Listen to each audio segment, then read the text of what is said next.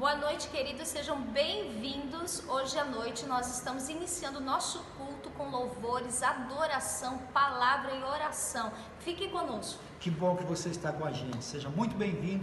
Deus tem algo para realizar no seu coração. Enquanto você espera, compartilhe aí para os seus amigos. Nós estamos no Facebook, nós estamos no Instagram, estamos no YouTube, Jair Mioto e IEQ Estreito Floripa. Assim você abençoa mais pessoas. E quando você puder, esteja aqui conosco. Bem-vindos! Deus te abençoe. Bem, vamos ficar em pés agora. E eu quero que você receba agora essa pessoa. Vou falar para vocês assim, ó, ele é o chefe do gabinete do nosso deputado Jair Mioto. Não sei se vocês conhecem. Conhece esse rapaz? Não, vou tirar a máscara para a pessoa. Ele também é o chefe, foi o chefe de gabinete do missionário Parisotto desde 2005, quando Deus nos deu a graça de ser eleito vereador aqui.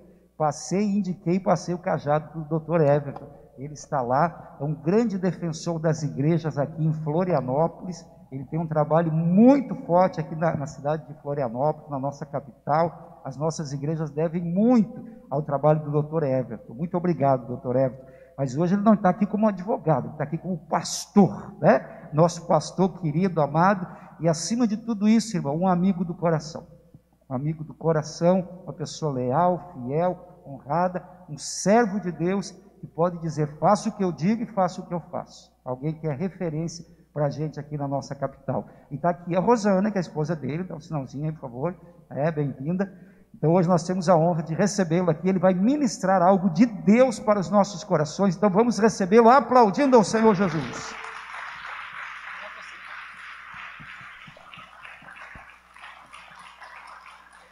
Para o Senhor toda a honra, toda a glória e toda a adoração nesse lugar, amém?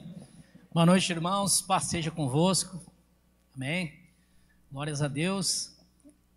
Agradecemos por retornar a essa igreja e assim com muito temor, né? Com muita reverência poder estar aqui nessa igreja, a igreja do nosso pastor, superintendente regional, nosso deputado Jair Mioto. Como ele mesmo falou, um amigo, né? Um amigo de longa data. Me lembro que no ano de 2003 nós estávamos conversando com o deputado Parisotto para prestar serviço aqui em Santa Catarina, e nós estávamos em Chapecó, e eu me lembro que lá havia uma reunião muito grande de pastores, e lá tinha um jovem, né, um administrador, dando orientações administrativas, como os pastores deveriam proceder, né, e era o pastor Jair Mioto. E interessante que aquele momento, né, ele estava um pouco apressado de terminar a palestra, porque a sua esposa estava prestes a dar à luz. Lembra disso, pastor? Então, o pastor Jair terminou lá a sua palavra, já pegou o primeiro voo para Florianópolis, retornou, e eu sei que logo em seguida o Lucas nasceu mesmo, eu não sei se foi no outro dia. Lucas, né, esse mesmo rapaz que vocês veem na rede social, que é uma bênção, né, com uma palavra poderosa aí para os jovens, né, com aquela linguagem. Então, Lucas nasceu naquele dia, né, então a gente, então começamos a conhecer, caminhar com o pastor Jair, também com missionário, e digo para vocês assim que foi algo marcante na nossa vida, né, porque dizem que a nossa vida ela tem a tendência de daqui a 5 anos ser a mesma, a não ser pelos livros que nós lermos e pelas pessoas de quem nos aproximarmos.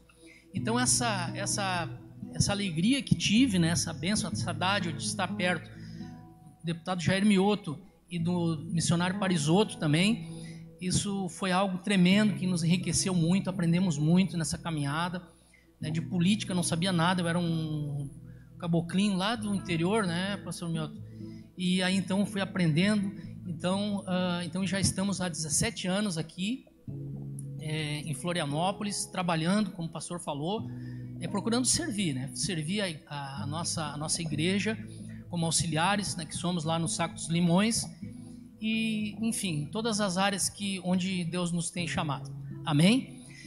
Então, irmãos, nessa noite, então, recebi essa honra, né, de estar aqui, e gostaria de ministrar com vocês esse culto da família, que é um culto muito abençoado, é um culto onde nós sentimos de fato a presença de Deus, é um culto que Deus se agrada muito, né, desse tema, né, da família, e é muito importante quando nós estamos reunidos. E nós temos um tema para falar sobre confiança em tempos de crise. Então, na verdade, o ser humano, o brasileiro, né, o brasileiro ele está muito bem já preparado para enfrentar crise, porque nasceu já com crise, né? É crise do petróleo, é crise dos commodities, é crise não sei do que, a vida inteira de crises, né? Mas nem sempre o fato de sermos tão especialistas em crise nos dá segurança. Muitas vezes o ensinamento a gente não recebe para poder vencer uma crise. Então, nós estamos meditando na palavra. Então, no livro de Crônicas, eu pedi que os irmãos abram sua Bíblia, já vou pedir para vocês sentarem em seguida, só em reverência à palavra. Então vamos permanecer de pé mais um pouquinho.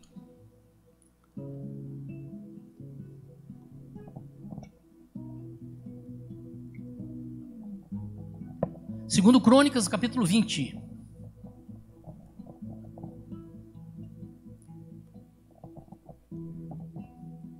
Glórias a Deus, louvado seja o nome do Senhor. Todos acharam? Digam amém.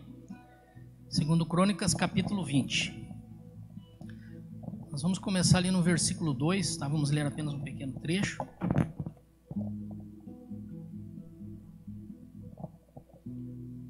É uma palavra que tem...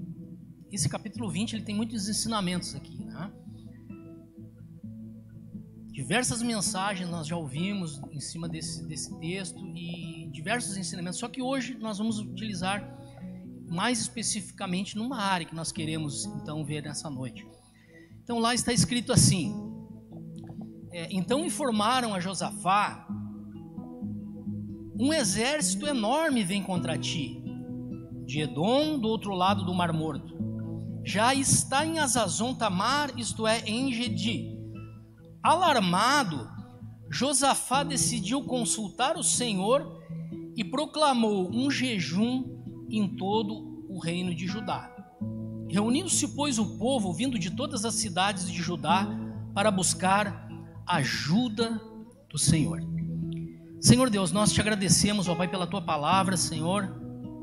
Queremos agora nos colocar na tua presença, Senhor, para que tu possas falar aos nossos corações, Senhor Deus, abençoar as nossas vidas, Pai, segundo a tua palavra, Pai. Te agradecemos por tudo, nos colocamos agora na tua inteira dependência, Pai. Em nome de Jesus, amém. Podeis sentar, em nome de Jesus. Fique bem à vontade.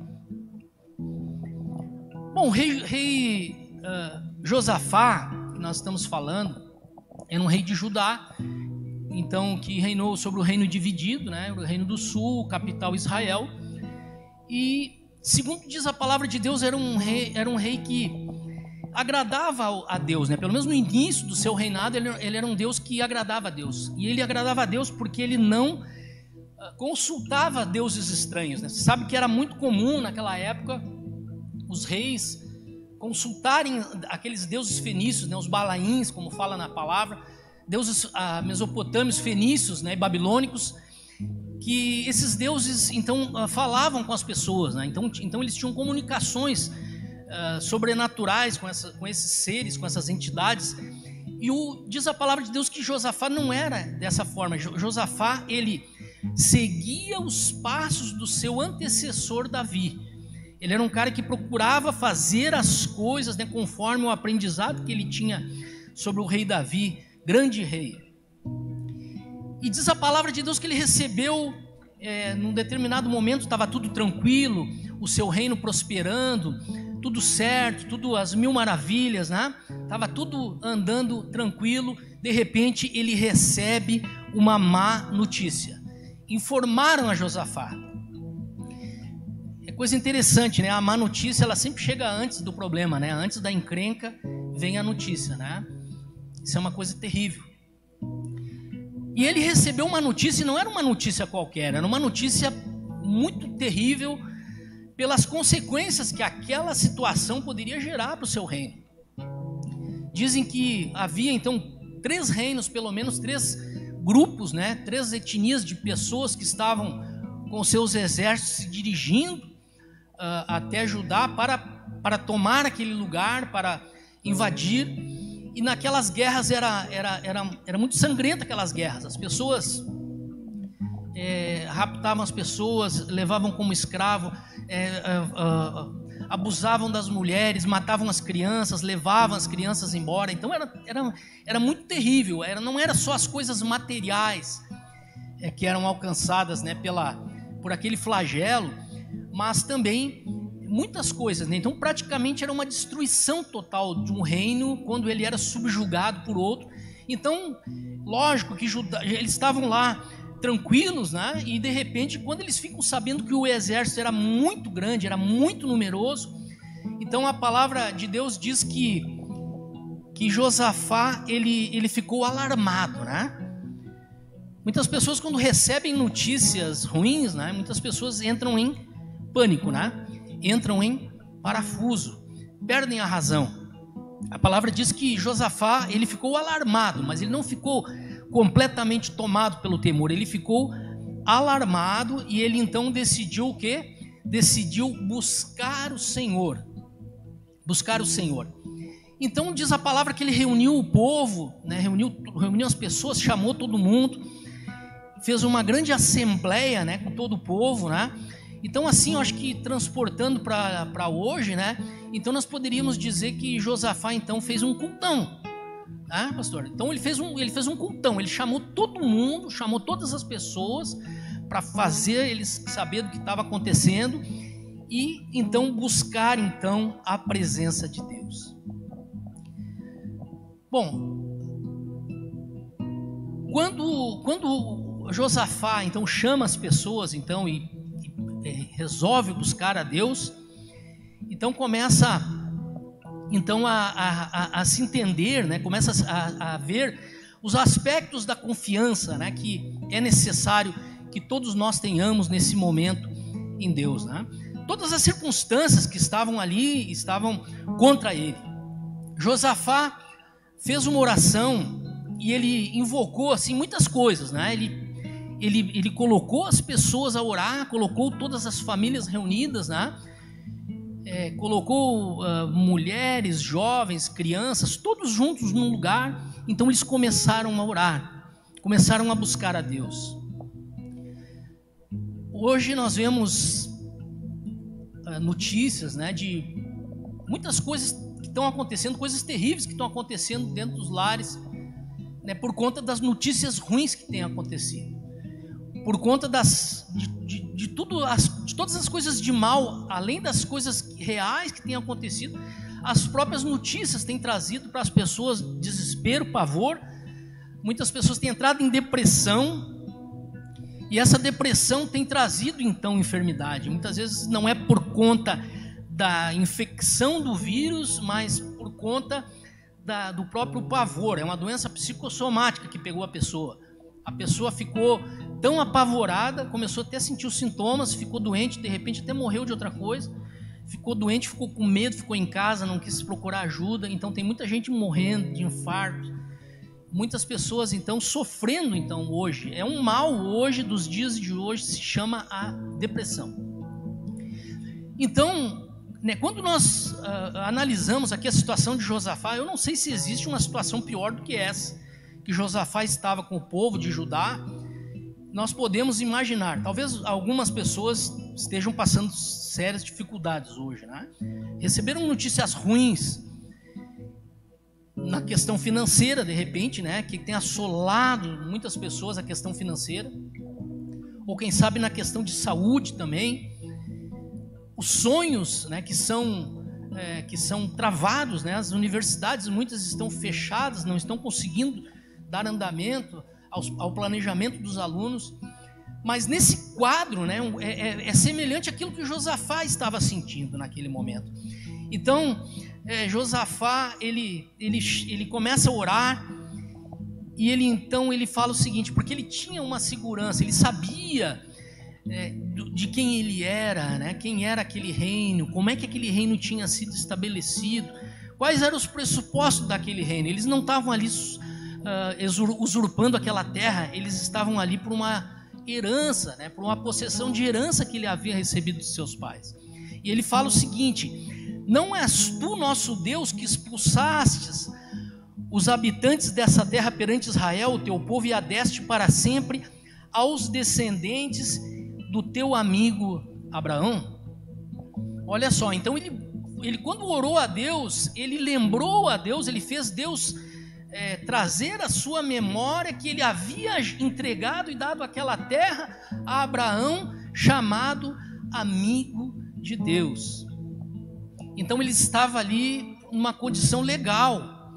Então quando ele faz essa oração e ele começa a falar com Deus e a falar para Deus tudo aquilo que Deus prometeu a Abraão que ia fazer, então ele coloca isso tudo na presença de Deus. Então chega um momento, né? Um momento onde ele vira uma chave. Ele vira uma chave que é importantíssima, né? Vejam bem que Josafá estava fazendo as ações humanas, né? As ações humanas ele estava fazendo. E você sabe que confiança, né? Confiar é algo assim que não é fácil confiar, né? Porque confiar, o termo da psicologia, né? Que fala, ou melhor, a definição que a psicologia dá para a confiança, ela diz o seguinte: a confiança ela pode ser entendida como um estado psicológico que se caracteriza pela intenção de aceitar a vulnerabilidade com base em crenças otimistas a respeito das intenções ou comportamento de outro. Parece que ficou meio complicado, né? Mas não é. Então olha só, então no momento que a pessoa entende que ela é vulnerável, que ela é hipossuficiente, que ela não pode, que ela não tem nas suas mãos as forças suficientes para realizar algo, ela confia. Então Josafá, ele entendeu que ele não podia, ele não tinha condições de vencer aquela parada. E vejam bem que todas as ações materiais, tudo que ele tinha que fazer, ele fez. Ele foi fazendo as coisas, né? Foi fazendo as coisas, mas só fazer as coisas não resolve muitas vezes. Porque o fazer as coisas numa suposta confiança que no fundo, no íntimo não existe, porque fazer as coisas sem confiança tem uma diferença de fazer as coisas confiando. Porque fazer as coisas confiando, quando nós confiamos, nós entregamos para aquela pessoa, né? Entregamos para aquele ser, que nós estamos agora aqui falando do nosso Deus, né? O nosso Criador, o Todo-Poderoso. Quando nós confiamos em Deus, colocamos na mão dele a nossa confiança, então nós entendemos que nós não temos condição de fazer, então nós não vamos fazer do nosso jeito. Muitas pessoas dizem que confiam em Deus, fazem uma série de coisas ritualísticas, religiosas, como, por exemplo, faz uma campanha, né, faz um voto, mas não confia em Deus. Então, nas suas ações, no seu dia a dia, ela continua realizando tudo da forma dela, né? Então, ele não para ouvir Deus, não quer ouvir Deus, não quer nem saber. Se recebe um conselho, né, do seu líder, do seu pastor, muitas vezes não ouve, não obedece, porque faltou confiança. Não confiou, não entregou de fato. Vejam bem que Josafá, então, nesse momento, que ele está fazendo tudo o que tinha que ser feito, né? Então tem um momento que a palavra de Deus nos mostra que ele virou essa chave. Ele chegou no coração de Deus nesse aspecto. Ele disse assim, lá na segunda parte do versículo 12. Segunda parte do versículo 12. Fala assim, ó: pois não temos força para enfrentar esse exército imenso que vem nos atacar. Não sabemos o que fazer, mas os nossos olhos se voltam para ti. Olha só que coisa tremenda, irmãos. Nós não sabemos o que nós vamos fazer.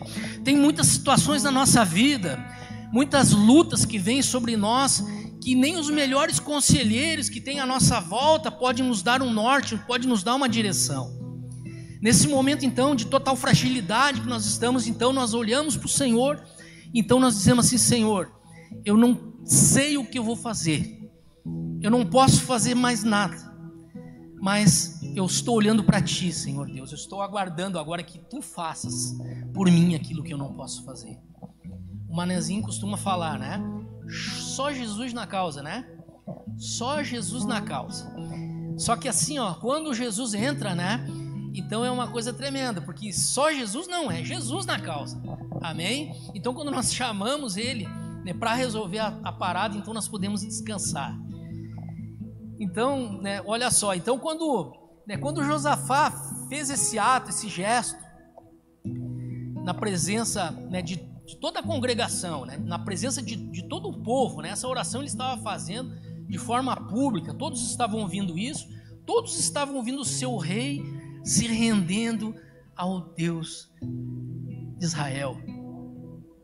Que coisa tremenda isso, irmãos. Quando o governante ele se volta para Deus, ele coloca o seu olhar no Senhor e ele diz assim: Senhor, nós estamos em dificuldade aqui, nós não sabemos o que vamos fazer.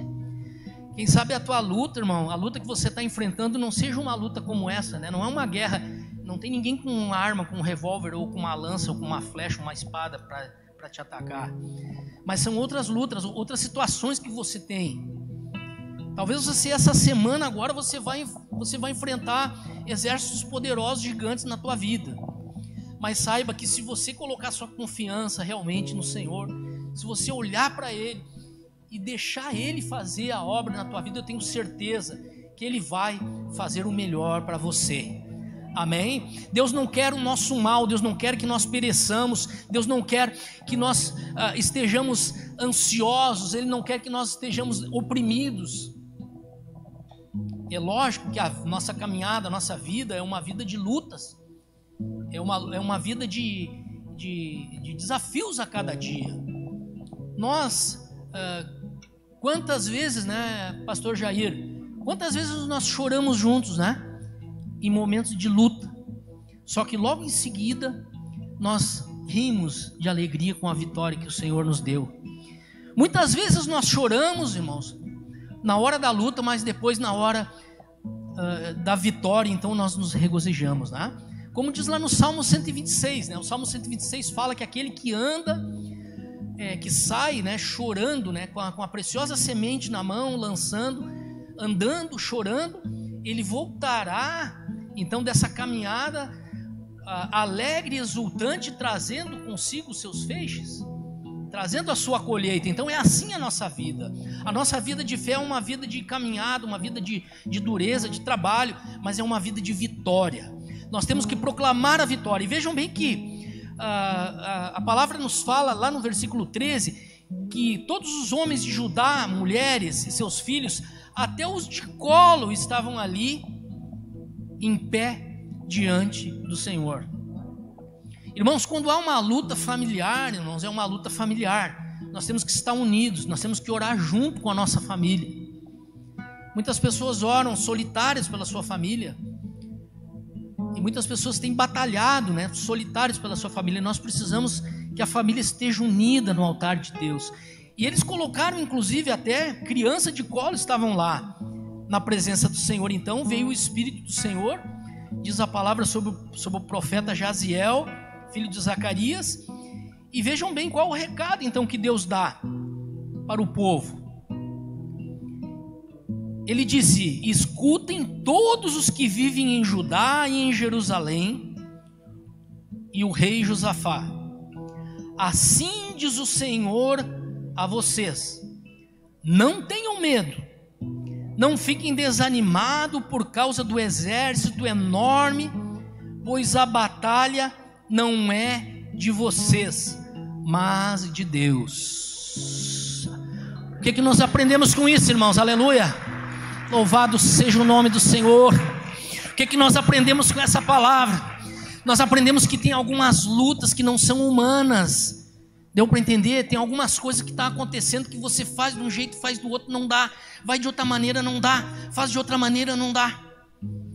Você sabe que eu tenho um testemunho, né? Um testemunho de vida, né? Uma época de muita luta, de muita dificuldade. Eu me lembro que o meu filho Samuel, ele era bem pequenininho, era um bebê ainda. E ele estava com uma febre muito grande, com febre, doente com febre, e eu levei ele no pediatra. O pediatra não achou nada nele, trouxe para casa. Quando foi de noite era febre. Então à noite eu deitei e comecei assim, meu Deus, o que está acontecendo? Eu me lembro que num momento eu chamei a minha esposa Rosana, que está aqui, e disse para ela: Deus me deu a direção agora, isso é espiritual, nós precisamos orar.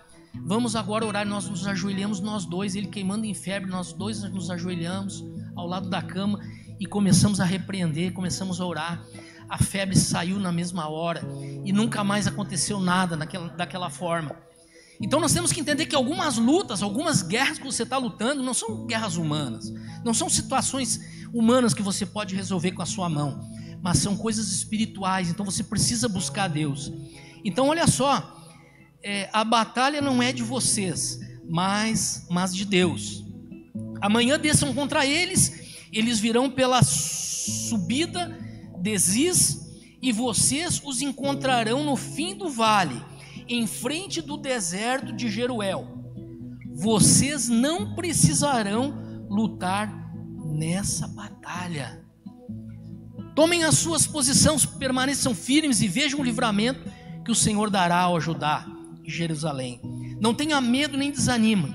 Saiam para enfrentá-los pela manhã e o Senhor estará com vocês. Então, olha só. Então, Josafá vai para frente novamente do exército. E diz a palavra que ele fez ainda uma coisa interessante, né? Essa é a parte que mais se prega, né, pastor Mioto? A parte mais se prega de Josafá nessa passagem é que como que foi a tática de guerra de Josafá? Josafá colocou os cantores na frente, colocou a adoração, colocou o louvor na frente. Então colocou as pessoas para cantar. Então saíram na frente louvando a Deus pelo que ele era e pelo que ele já havia feito. Só que coisa tremenda. Então Josafá fala o seguinte para Judá: escutem-me, Judá e povo de Jerusalém, tenham fé no Senhor, o seu Deus, e vocês serão sustentados. Tenham fé nos profetas do Senhor e terão a vitória. Aleluia. Então Josafá nomeou pessoas para estarem na frente louvando. E diz a palavra de Deus que então, quando eles estavam marchando, que eles estavam caminhando, Deus preparou emboscadas no meio do povo, né? Eu diria que se fosse nas guerras de hoje, a gente fala que se chama fogo cruzado, né? Fogo cruzado é quando um atira e acaba matando o próprio companheiro, né? Então, na verdade, na época não tinha ainda pólvora, né? Então era outro tipo de guerra, mas eles se atrapalharam. Eram 3 nações que estavam vindo contra Josafá. Eles acabaram entre eles lutando, se aniquilando entre eles, de modo que o exército de Josafá saiu ileso, sem baixas. Olha só que coisa tremenda, irmãos, que lição para a nossa vida. Nessa noite, nós queremos proclamar a vitória na tua vida. Nós queremos dizer que o inimigo não poderá trazer nenhuma baixa, não poderá trazer nenhum tipo de prejuízo. O Senhor Deus vai te dar provisão nessa época. O Senhor Deus vai te dar vitória. Eu sei que nós, como igreja de Cristo, nós temos nos preparado para ser igreja nessa época, para alcançar as pessoas necessitadas, para alcançar a todos aqueles que estão tristes, aqueles que estão em depressão, aqueles que estão destruídos nas suas vidas. Então é isso que nós precisamos entender, que nós precisamos fazer, nós como corpo de Cristo. Eu sei que você que está nessa hora, você que está passando por uma luta, talvez seja até difícil para você confiar na minha palavra, mas eu peço para você, não confie na minha palavra, confie na palavra do Senhor, que a palavra do Senhor ela não mente, a palavra do Senhor ela é viva. Que bom que você esteve conosco no nosso culto nessa noite. Eu tenho certeza que a palavra impactou o seu coração. Você foi tremendamente abençoado como nós fomos. Que Deus abençoe sua vida durante esta semana. Que Deus ilumine a sua vida. Sim, queridos, e não esqueçam, compartilhe esse vídeo, seja no Instagram, no Facebook, no YouTube, e se inscreva nas nossas redes sociais, Jair Mioto e IEQ Estreito Floripa. Siga-nos, sempre trazemos um conteúdo, algo de Deus para o seu coração. E lembre, nós estamos aqui toda quarta, às 20 horas, e todo domingo, às 19h30. Assista as nossas lives e quando você puder, venha conhecer a nossa igreja. Um beijo no seu coração, valeu! Deus abençoe.